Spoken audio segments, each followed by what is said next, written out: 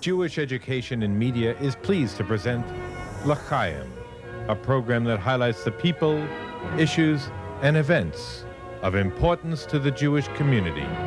Now here is your host, Rabbi Mark Golub.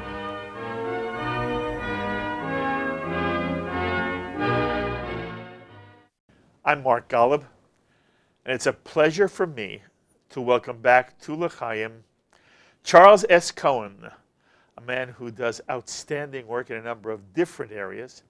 First and foremost in the world of real estate, where he is president and CEO of Cohen Brothers Realty Corporation.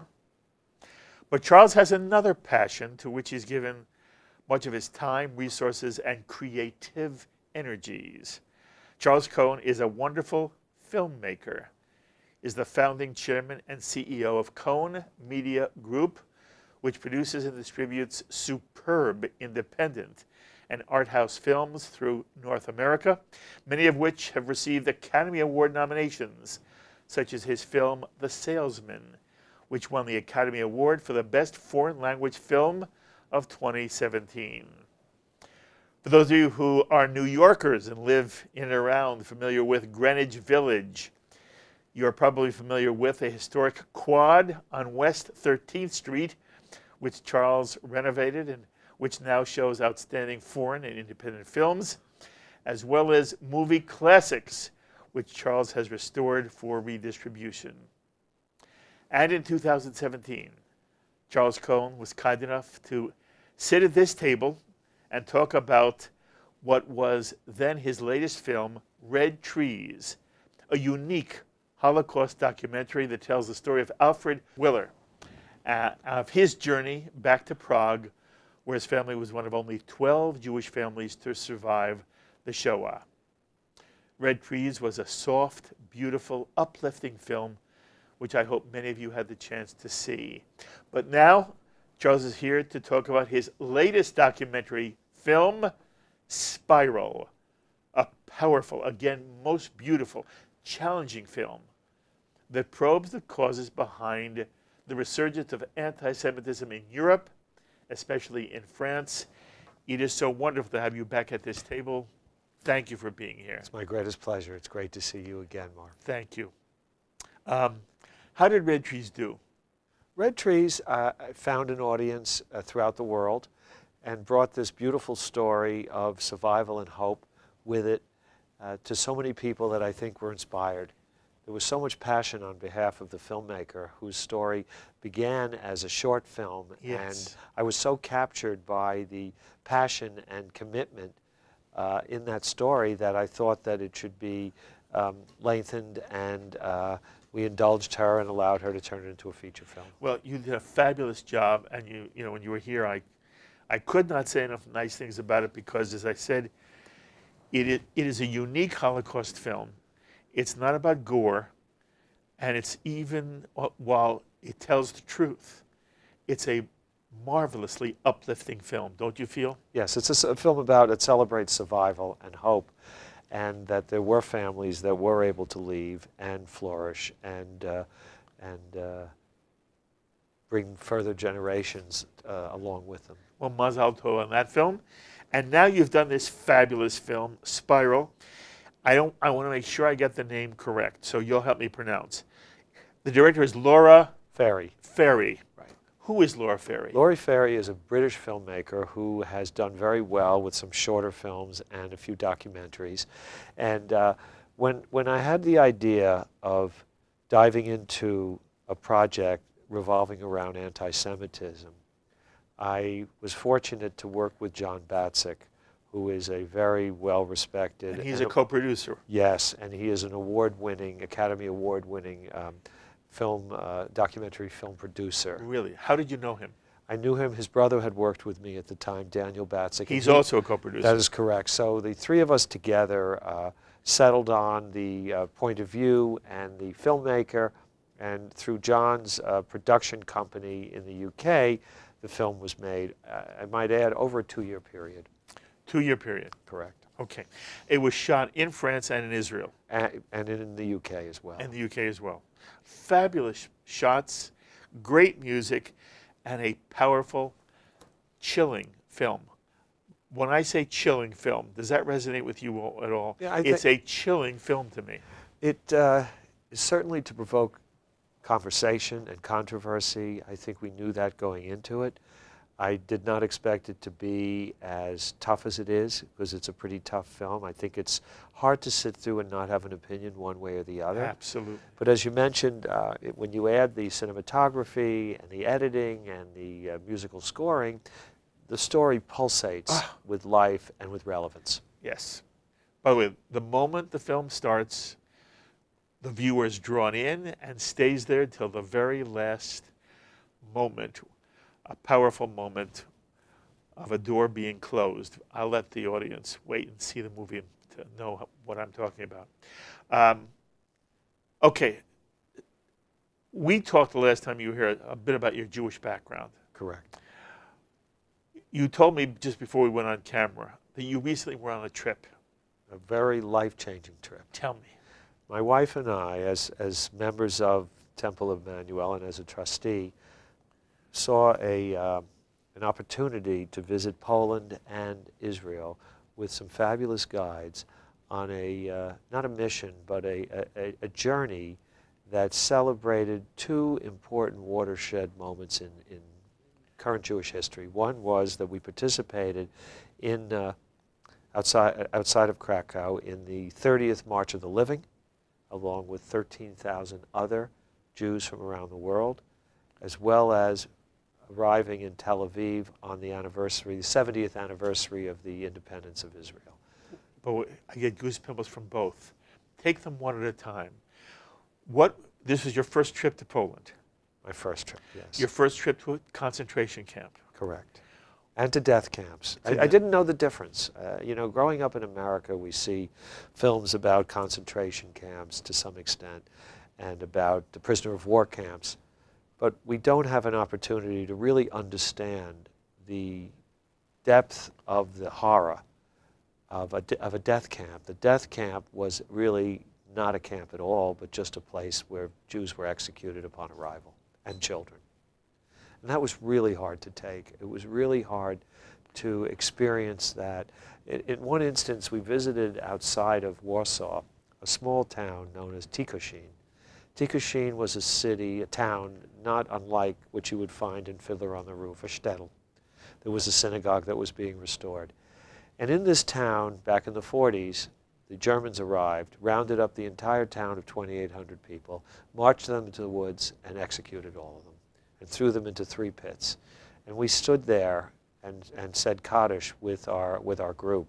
And there's just no words that can describe the feeling of going through that town and walking those steps where those people walked. Okay, but I do want to what did you feel? Try to remember, what was that experience like for you and your wife? It was unlike anything we'd ever experienced. We also went to Treblinka, we went to Auschwitz, we went to Birkenau. And I just think that there's a feeling of so much emptiness and so much lack of understanding of how human beings can do such a thing to other human beings that were defenseless, especially the fact that over 1.5 million children were killed. And then you wonder, what did the world that we're in now lose through those acts? What diseases will never be cured? What great inventions will never be had? What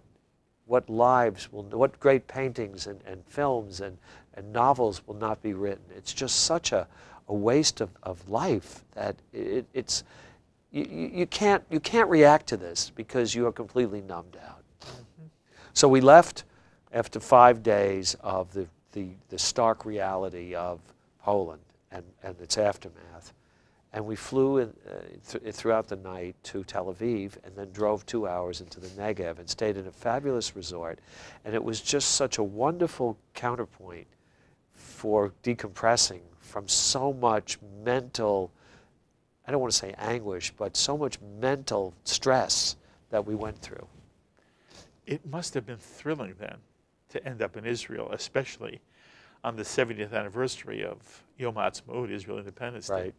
What was that like? It made you feel so proud to be a Jew and so proud to be where we were and to to see how the Jewish people were able to find a homeland and to celebrate their Jewishness without fear of oppression and persecution. Most people who know about Israel at all, they know about Jerusalem, they know about Tel Aviv, they know about Haifa. They may know something about the Galilee and the Kinneret, and they may know Tzfat. Many Jews have no sense of the Negev at all. Do you have any idea, by the way, why that's where your group ended up? JNF has done some fabulous work developing the Negev, but I was surprised to hear you say that's where you ended up. Why? Well, I thought that the people involved in the tour really put a lot of thought into how to juxtapose these two experiences. And it was a logical transition from the being face to face with so much horror and the aftermath, and to whether we were in Warsaw, where the Jews were rounded up and then sent off to the death camps, to Mila 18, where they made their last stand. We spent time at the Polish Jewish Museum in Poland, which was a fabulous museum. Went to the oldest Jewish cemetery in Warsaw. Went to the oldest surviving Jewish Orthodox synagogue. Met with the rabbi, spent time with him. Went to the JCC.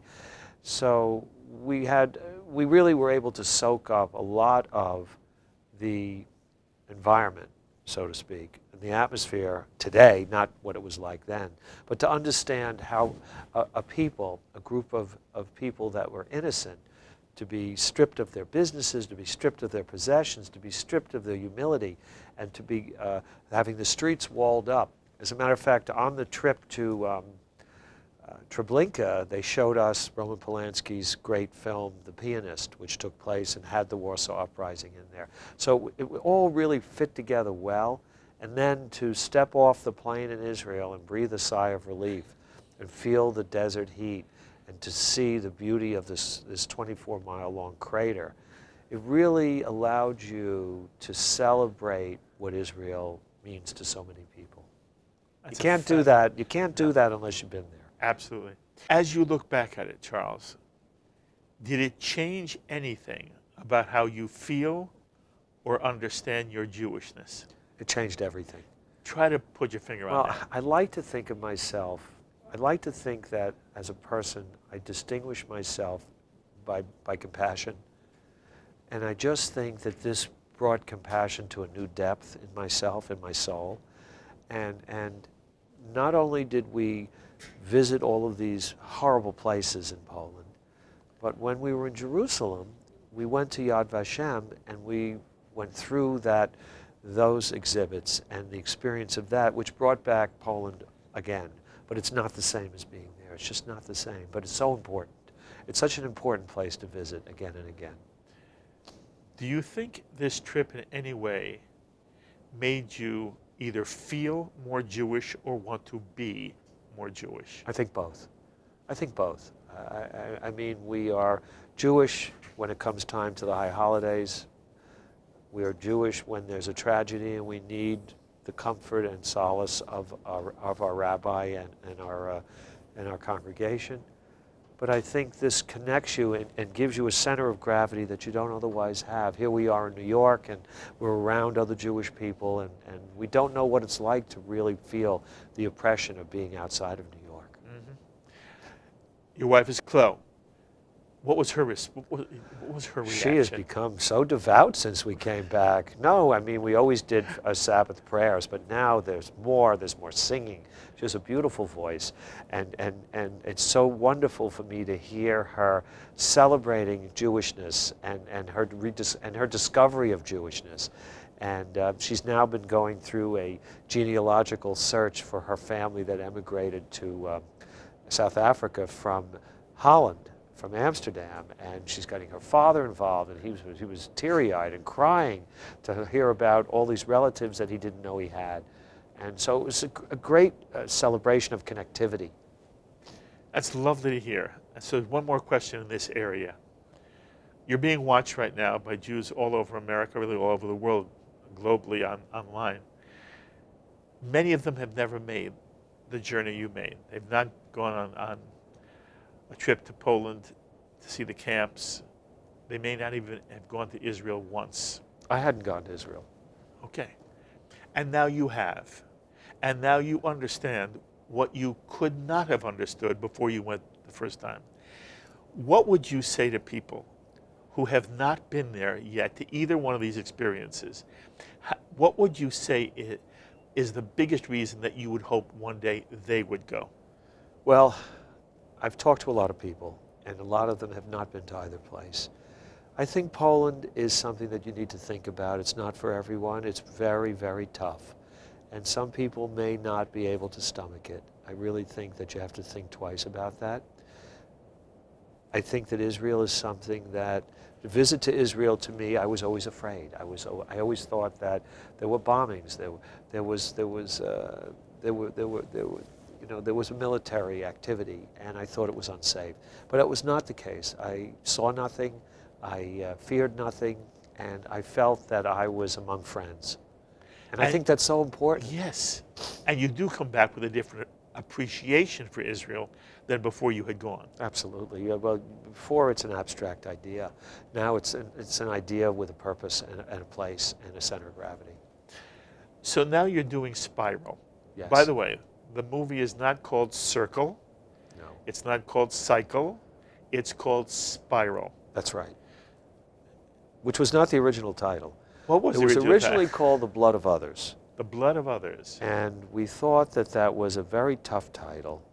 And it had a biblical reference, which escapes me at this moment. But it was originally called The Blood of Others, and that was the working title. And then at the very end, we came up with the idea of coming up with a shorter title that wasn't so sensational. Okay. What is the title? I have my own answer, but I would love to hear yours. What do you think the title is meant to convey? By the way, no one can understand what the title means before watching the film. Right.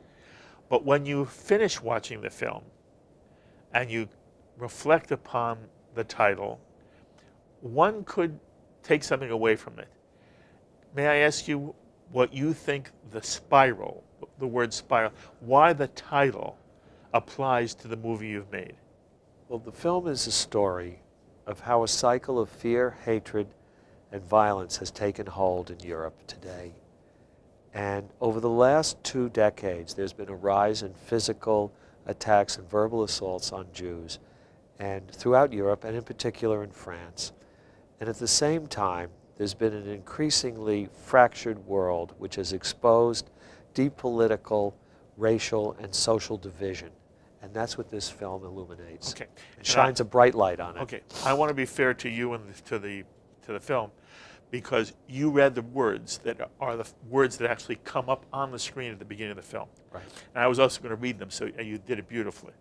So that is the theme of the film. And the movie starts with one focus, and the focus at the start is a vivid, wonderfully vivid, powerful, chilling look at what anti-Semitism is today in France. And we meet a lawyer who is Jewish and is trying to fight for the rights. He's about to, through the movie, he's involved in a case having to do with a very famous comedian in Paris who's being charged with basically Hate crimes. Hate crimes against Jews by saying nice things about terrorists or not saying terrible things about terrorists. And making fun of the Holocaust. Yes. And that's how the film begins. Right. The film then takes a turn. By the end of the film, that's not what the film is about. No. And the film becomes more about the Israeli-Palestinian conflict. I want to know, first of all, if we had talked about the Israeli-Palestinian conflict before you went to Israel, or before you made this film, but before you went to Israel, would your discussion of that conflict be any different than it's going to be today as you and I are about to talk about it? I don't think so. Okay. In your sense, when you look at the Israeli-Palestinian conflict, what's the root cause? Well, And you have the right to say it anytime I don't know. But to the extent to which you have a feeling, what's the root cause? It goes way back. Root cause. It's the haves and the have-nots. Who are the haves? The haves are the Israelis. The Israelis have taken an arid piece of desert and turned it into a flourishing paradise. When you say take, in your mind, how'd they Transformed. No, you didn't say transformed. Take in the way of meaning that they took ownership, and at the same time they took responsibility for it. That's beautifully said. How did they take ownership? And the reason I ask this question is, I want to understand Charles Cohen's thinking, and then I want to see to the extent to which the film reflects you, because the film has a right, the filmmaker has the right to have a perspective that you don't necessarily share point by point.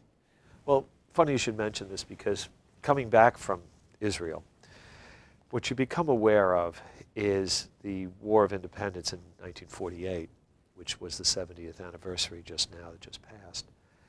The Jews that were able to get out of Europe, the Jews that were able to leave behind the Holocaust, needed a place to go to. And it was a whole long and drawn out, horrible experience to get to Israel. And then once they got to Israel, they had to now resume fighting for their lives and their independence. And it was really that settlement of Israel and that stake in the ground proclaiming independence that created this Jewish state and this Jewish state of mind. There's a state of mind of Zionism. And I think that I appreciated what they went through, and then to transform this country, which is really not much land that people really cared about, into something so wonderful and so beautiful. And then to see what the Palestinian side looks like and how they live and how they are not as productive as the Israeli side is. It makes you wonder what this is all about. And I don't know how you ever forge a peace among these two people. It's a tragedy, isn't it? It is a tragedy. It's a human tragedy. But I think there are instances where they do get along. Absolutely. And so it's not the overriding. Yes. By the way, I don't want to. Again, I've seen every second of this film, and I'm going to say it again. It is a superbly done film. It's not without problems for me, philosophically. Okay. And one of the issues is we never see the interaction, although people refer to it. We never see the interaction between Israeli and Palestinian. But you are correct when it's referenced in the film, and it's true. What you say is true. You know, the start of the Jewish return to Israel, which was at the end of World War, actually it was the end of the 20th century, the end of the 19th century, in the 1880s, 1890s, 1910, 20, 30, and then during World War I, before World War II. Right. There were Jews returning to the land. They also lived in horrible situations. Palestine is what it was. That's right. They came to Palestine. There was anti-Semitism in Russia. Right. There was anti-Semitism in France, the famous Dreyfus trial. And Jews began returning to Eretz Yisrael, which was then Palestine under the Ottoman Empire. Right. They purchased land. They purchased land after land after land. 90% of the land initially is all purchased land. When somebody says they took the land, it suggests that they somehow did something wrong, or they did something cruel, or they did something heartless to Arabs who were living there. That's not what you meant. No, I meant they transformed it. Transformed it. To take something and turn it into something else, not to grab it. Okay. In the film itself, we see toward the very end what appear to be very lovely Palestinian youth. And they're sitting overlooking a settlement, which we've also met during the film. And one of the things I find the film does beautifully, you can tell me whether you agree with me or not, it shows the expanse of the landscape, especially on the West Bank, where one sees land and land and land. Nobody's there. It's just empty land. And these Palestinian youth say, you know, the Jews are taught to hate us, to kill us, and they took all our land, all the land is land they took, and we just have to be patient. The Quran teaches us to be patient, because one day the implication is all the land that was taken, had nothing to do with the West Bank, all the land will one day come back to us. So when I hear that, I'm saying to myself, do I think this is an honest presentation of a Palestinian perspective? Absolutely. Do I think it's historically accurate? Absolutely not. And I'm wondering the extent to which you feel, the filmmaker, not the film producers, does the filmmaker here have a tendent in mind? I'm using the word bias here, not I'm biased against, but I have a bias for a certain presentation of the story, which is that somehow the Israeli and the Jew is responsible for the conflict that now rages between Israeli and Palestinian. Well, I don't know about that. That's a very big issue and a very, very big question. When we searched for a director, I thought it was important from the get-go that we find a director that would be able to immerse themselves in what was going on and travel quite a bit, interview a lot of people. It was not her story. It was not her story, but it was also someone that we wanted who was not Jewish, because I thought that would create more of an even-handed approach and a point of view.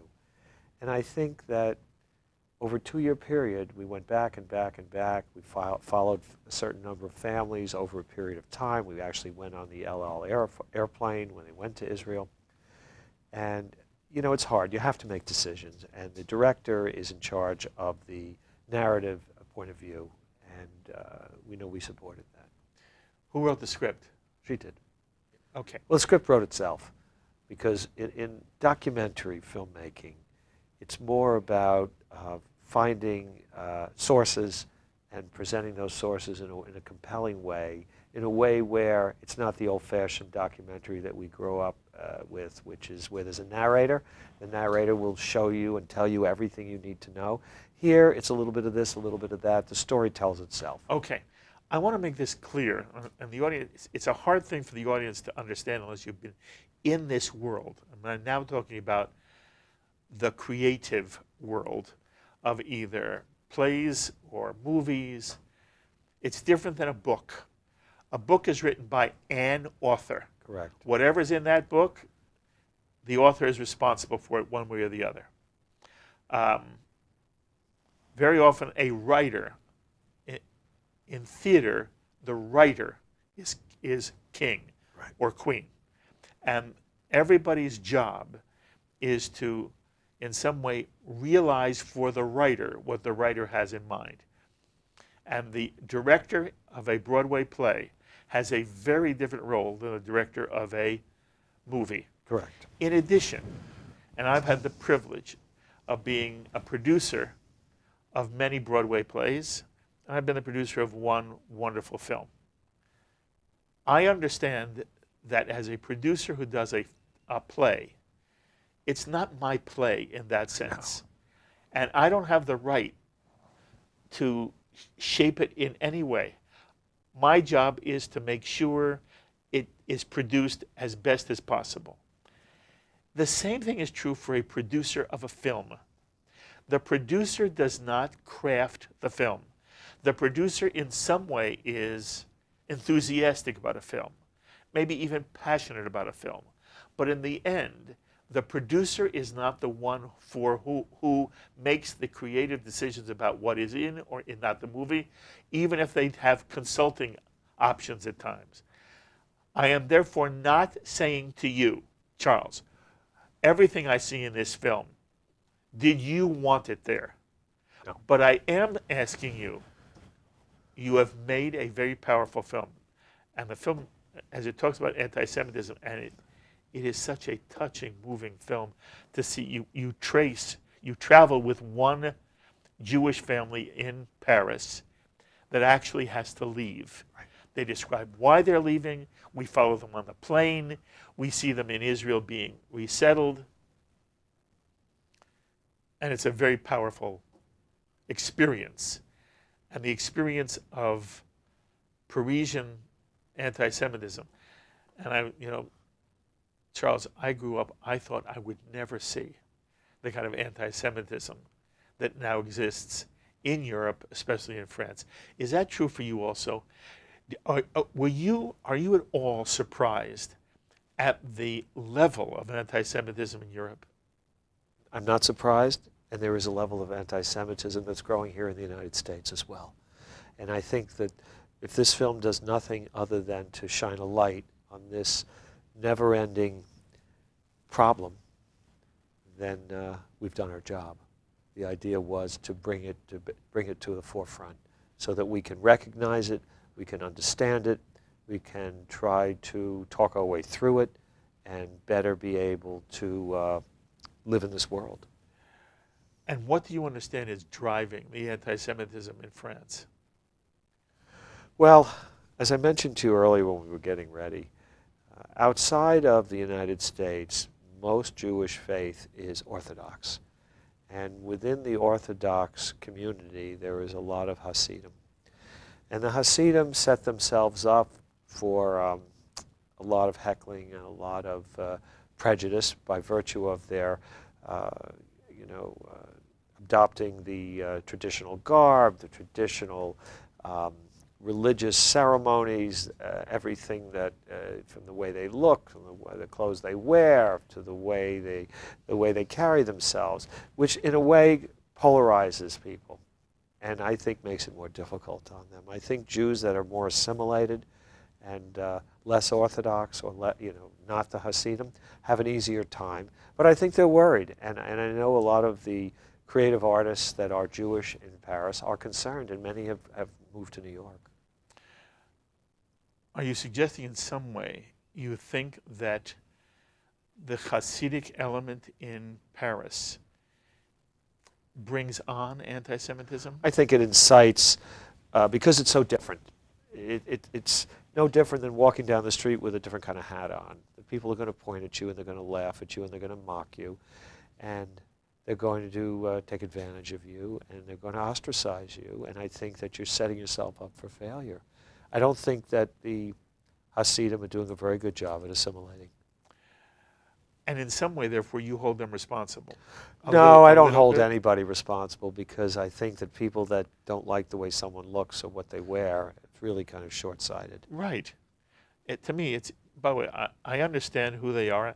But they're very educated people Yes, that are anti-Semitic, right? Yes, and they have their own reasons. Yeah, I wouldn't start that way by saying, what's the cause? Well, you got Hasidim who look different.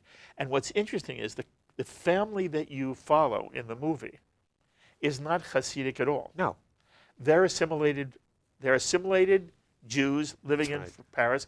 And the mother says, the wife says, I'm told to go home. This is my home, she says. That's right. France is my home. That's right. I'm a French woman. That's right. And so she's surprised that somebody is saying to her, a Jew, go home to Israel. And there's nothing about her that fits the stereotype you just referred to. Well, I mentioned the stereotype because what you had asked me about is what do I think is one of the reasons. I think one of the reasons is because of the differenceness. The fact that they look so different, and the fact that their practices are so different from the rest of the communities where they are. Okay. The other thing I would point out is there have been Hasidic Jews living in France for ages. That's right. The anti-Semitism is very new.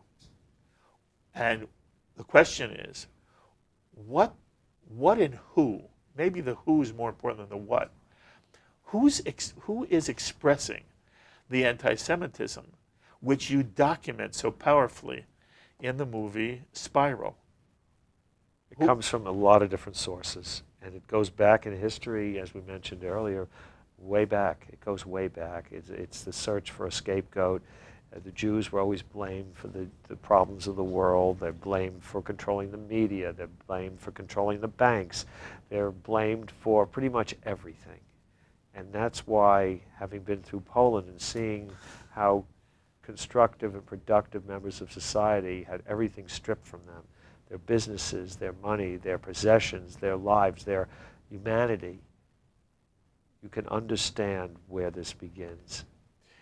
To what extent do you think it has to do with the Muslim population in France? I think it has to do with it. I think Because it's absolutely a Your factor. movie makes that point. It's absolutely a factor. And it's, again, a little bit of haves and have-nots. It's a little bit of my religion is this, yours is that. You look this way, I look that way. I'm jealous of you.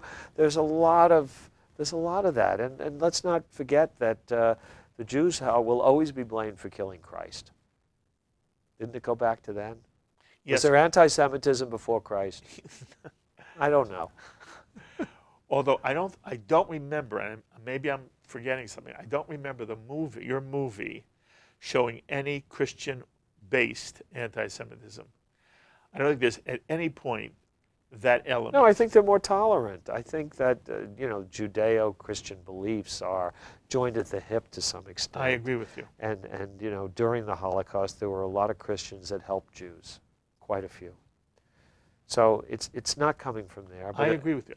That's what. But where's it coming from in the United States? Well, I don't think it's coming from Christians. No. And by the way, I don't see any serious anti-Semitism in the United States. I don't see any of it. And I'm on television all over America. I've not gotten one letter, one email. On any time we do anti-Semitism, nobody writes me and says to me, let me tell you what happened to me. You're talking about the anti-Semitism you describe in your film. It's violent. Is violent. At one point, some Jewish kid's getting beaten up. Right. And he asks for help. And the guy comes by and says, is this a Jew? When he's told yes, oh, keep going. That's not America. No, it's not. Okay. Thank God. Right. But there are parts of America where people have never seen a Jew. And there are Jews that move to some of these areas, and they experience things that they've never experienced before. Yes. And by the way, things are said sometimes that are ugly. Right. But living I don't see it as living in a large systemically city social at all. Living in a large city like New York City, we don't see it. And this is Paris. I know. Well, This is a large city in a large Western with a country. large Muslim population. Exactly.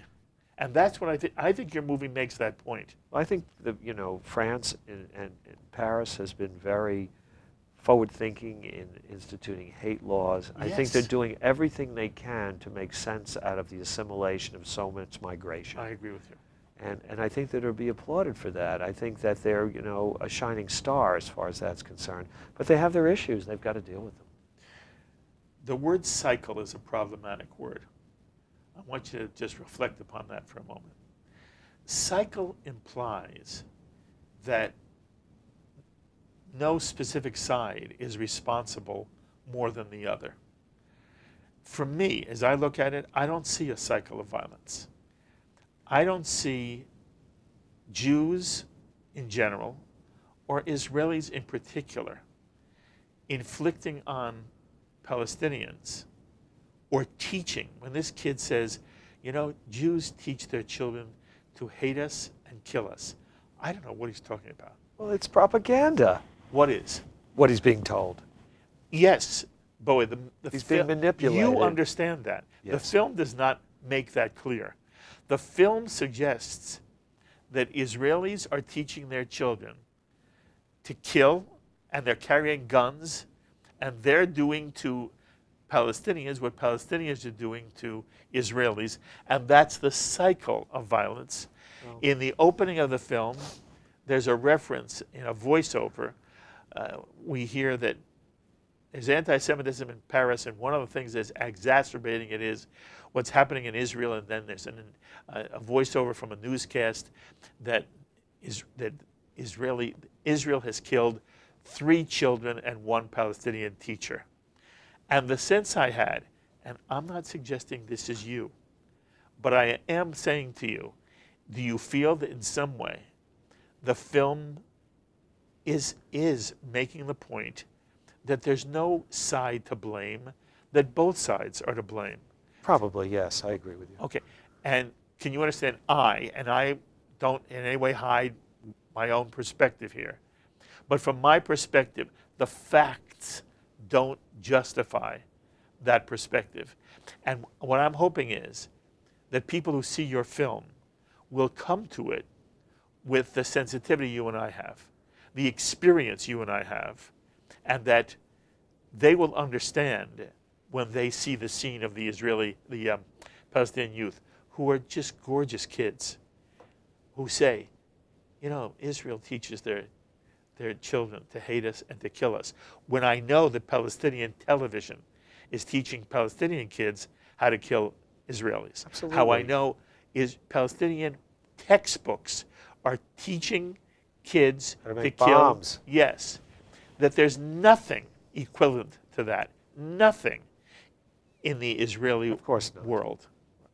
Israelis, they get it, but they're defensive. They're very strong-willed people. We can't tell them what to do, and we appreciate that. This is a film that tries to walk a very tough tightrope in presenting what we uncovered over the 2 years, and that's really what it's about. Okay. I'm hoping people watch it, see it, and I'll say again, it is beautifully done and it is powerfully done. Hard-hitting. It is hard-hitting. And you even said at the beginning, it was in some way controversial. I think it will incite controversy, and I hope that that helps bring the subject to the forefront so we can discuss it, we can understand it, and we can keep our eyes and ears open so that we can recognize it. Good for you. What's your next project? My next project, which will come out in October, is, I mentioned to you, I think the last time I was here, that Cohen Media, we have this Cohen film collection, and in that collection of 800 films is all of the Buster Keaton films. And so I went to my friend Peter Bogdanovich, the well-known director. Yes. And he has fashioned this fabulous celebration documentary called The Great Buster, which we will premiere, I hope, at the Venice Film Festival. Oh, what fun. And Charles. this will be available in October, and then we will release all of the restored Buster Keaton films with new music scores. Boy, he is one of your favorites, yes? Well, he is a great American film historian, and I thought that, first of all, he loved the idea. He's a great fan of Buster Keaton. And in this film, not only does he tell Buster Keaton's story, but he brings Mel Brooks and Carl Reiner and Richard Lewis and Werner Herzog and people you would least expect to have been influenced by Buster Keaton and Dick Van Dyke, and to talk about his work, showing some of the scenes, dealing with his life story, and then going into 7 of his most important films and going through each one of them and showing the audience the most important scenes and why they were unique for the time in which they were made. It sounds... So this what is, a kick. It this must is have going to been be a a kick lot for of you. fun. Absolutely. It's a once-in-a-lifetime Absolutely. opportunity. And Buster Keaton Buster Keaton. is somebody who you respect. Oh, Buster Keaton is the great American, a great American story, very different than Charlie Chaplin. Charlie Chaplin, you know, had his trouble in America and went off to Switzerland.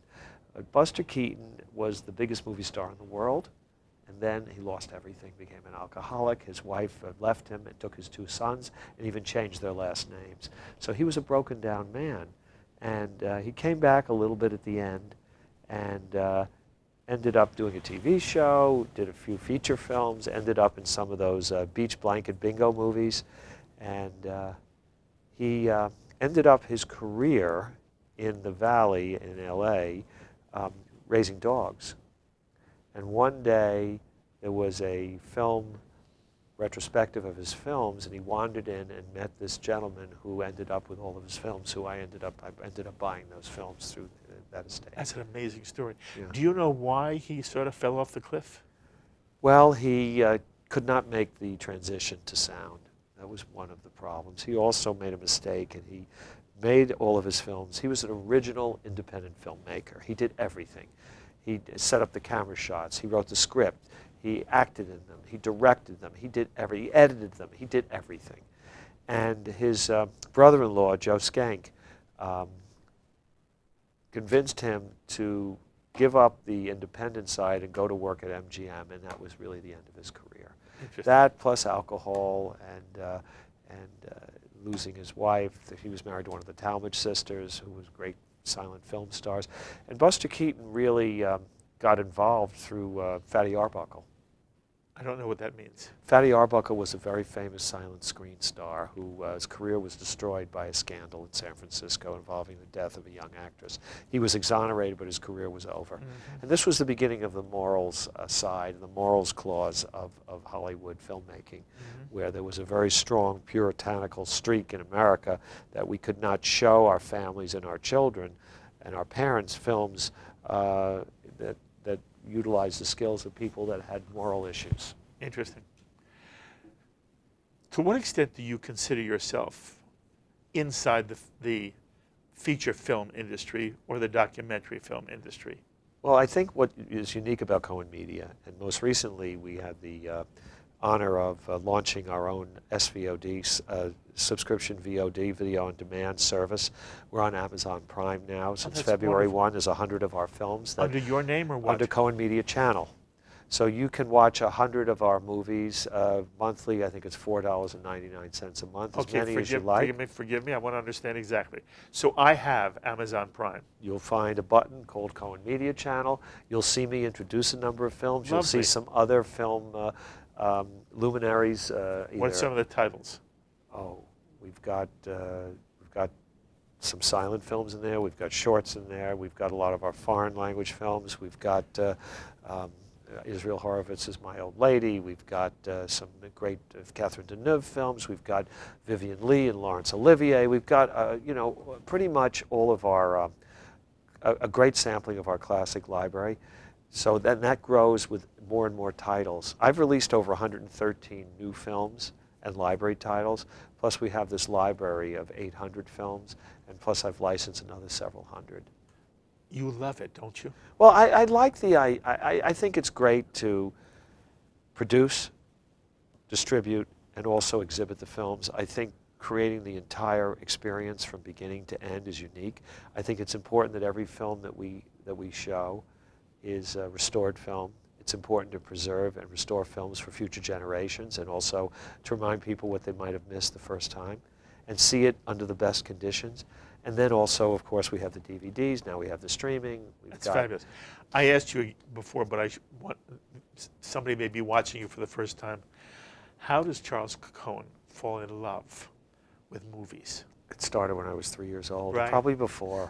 Remember, I'm a child of the television generation, of sitting in front of a TV, of $1 Million movie, of running to getting on the bus in Harrison, New York when I was growing up, going to White Plains and watching double features. That was my window on the world. You're old enough to have seen double features? Oh, please, I'm 66, of course.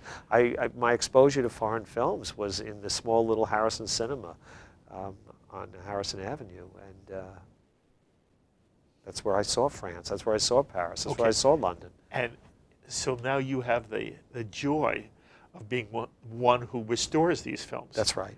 Good for you. I think it's an important thing to do. I think it's important, just as you can create a great building, you can create great housing, offices, whatever, build any kind of which you've done. Right, but I think it's also important to make a cultural impact, and that's what I think we're trying to do. So I should ask you, at a time when America is sort of gripped in the post-Weinstein ethic, and you talked a moment ago about the moral code that came out of early Hollywood, do you have any personal thoughts on the climate at the moment as it applies to specifically Hollywood? Well, I think it's a very tough climate. I just came back from the Cannes Film Festival, and it was a pretty lackluster event. Lackluster? Lackluster. There was not much sparkle to it. Because? Well, I think that everyone is still reeling in the Me Too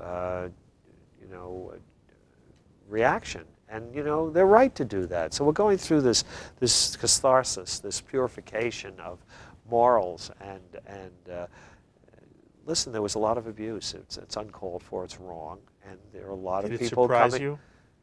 To the extent, yes. I think it surprised everyone, and it continues every day. There's someone else that has taken too much on in a way that is wrong. They've decided that they're larger than life, and they're going to impose their will, and they're going to be abusive, and there is no room for that. It's wrong. It's absolutely wrong. You have to treat people with respect. People that are creative may have some certain peccadillos.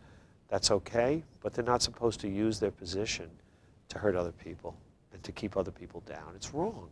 And I think that we're living through this. I mean, listen, America's always been Puritan, a Puritanic country. So we're back to our Puritan roots, I guess, somewhat. That's beautifully said. All right, so one more time, a Jewish perspective for you. You're now involved, you're really involved in 2 synagogues, right? Correct. And you've come back on this from this fabulous trip where you are on the March of the Living, and as well as being in Israel at a very powerful moment, the 70th anniversary of the creation of Israel. And I asked you this before, but it's a year later. As you look at Jewish life today, what's your instinct about the vibrancy or the health of the Jewish community today? What gives you concern about the Jewish future in America? And for that matter, what gives you optimism? But begin with, what gives you concern, Charles? Well, a good friend of mine is the head of the Federation in Los Angeles, which is the equivalent of the UJA here. And what he expressed to me a few months ago when we met in New York was his deep concern over the fact that very few Jews were using their synagogues. And I think that is our biggest challenge, is to connect the synagogue to today's Jewish population, and particularly in the United States. And well, the individual we talked about was very involved in Jewish television as well, right. And did marvelous work on PBS, etc. Did you and he reflect upon why you think it is that involvement with the synagogue? People are not going. Because why? They don't find it relevant. They don't want to, it's inconvenient. They are not thinking about their Jewishness. They're not thinking about religion. They have no need for it unless they have a need for it. And it's a problem.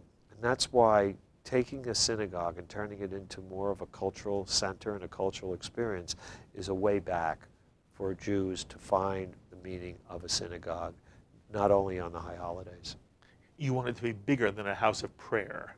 Well, it's got to be a cultural center. And I think that's what that creates a connectivity. So you're worried that there's not enough connectivity right Correct. now, or engagement. Is it true, by the way, across the board, or is it demographic?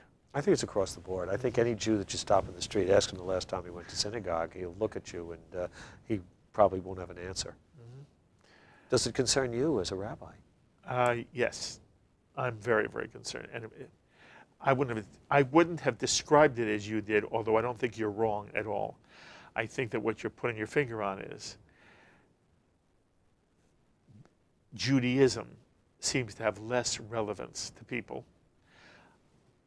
And again, there are places when, there are places that are very observant. There are communities that are Orthodox and are thriving.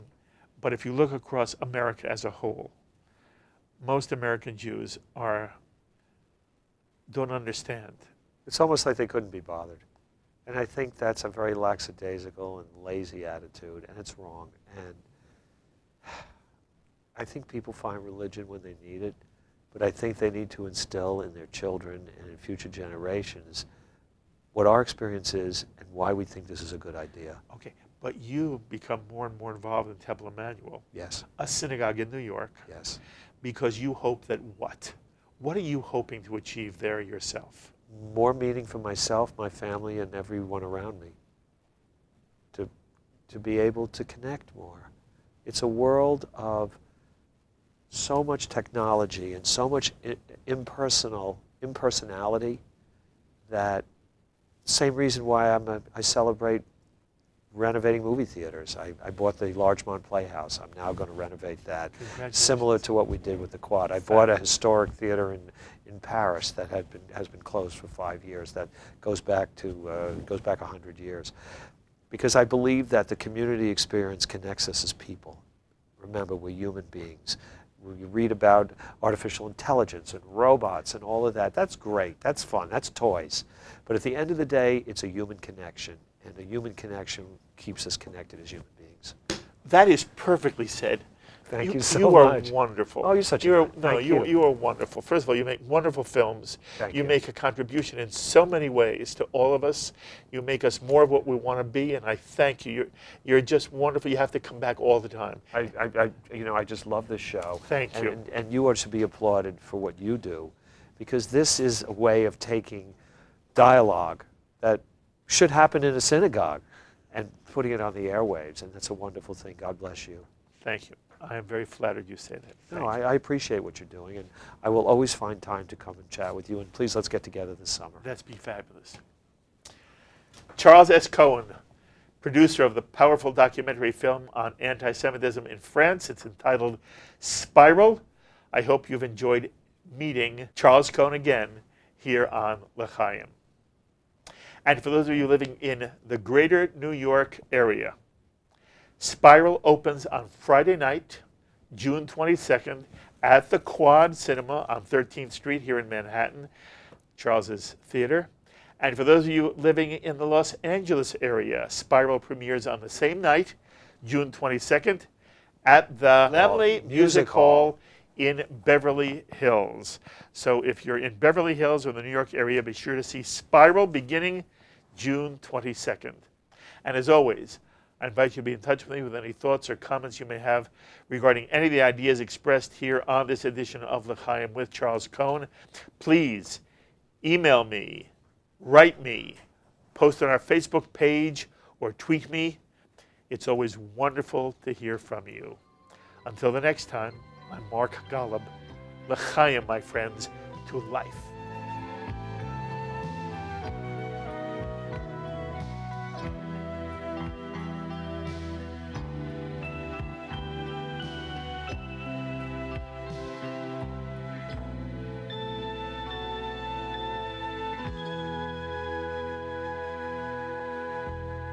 L'Chaim is a presentation of Jewish education in media.